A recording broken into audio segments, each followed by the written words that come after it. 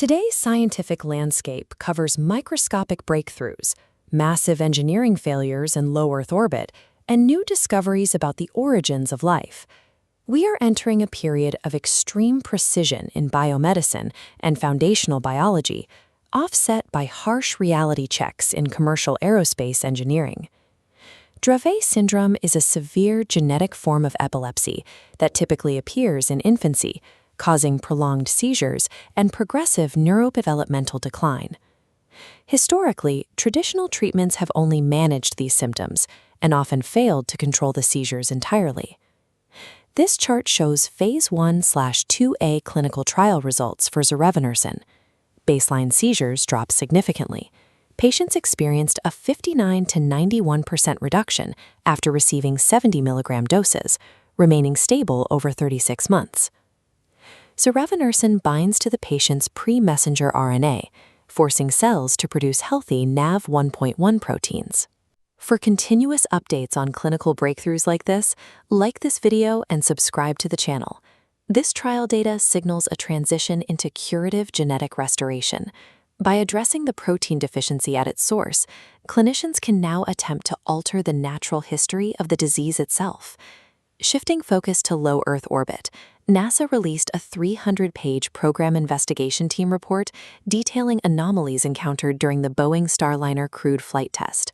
The report reaches a severe conclusion, officially classifying the mission as a Type A mishap.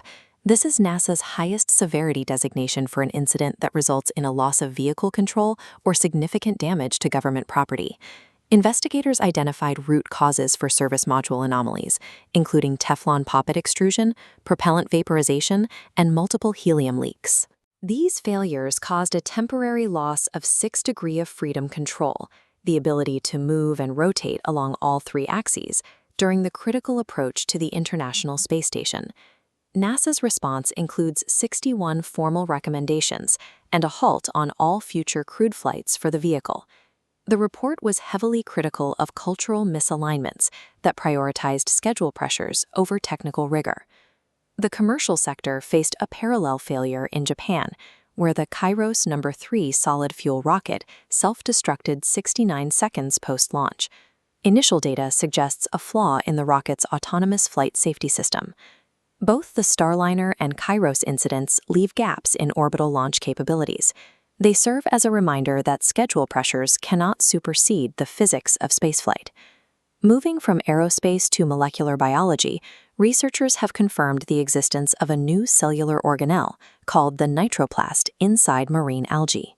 This is the third instance of primary endosymbiosis, a bacterium evolving into an organelle.